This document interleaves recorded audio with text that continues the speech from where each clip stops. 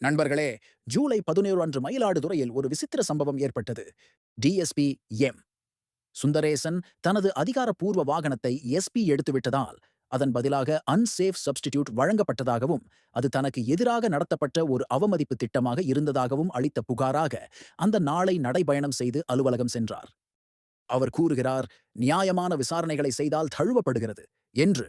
காஞ்சிபுரம் காவல் ஆய்வாளர் கொலை வழக்கில் தாக்கம் சுட்டிய ராஜினாமா விசாரணை தொகுப்பு பொதுமக்கள் மற்றும் மனித அதிகார அமைப்புக்கு சமர்ப்பிக்கப்பட்ட பின் தொடர்ந்த அவமதிப்புதான் இதற்கு காரணம் என்று.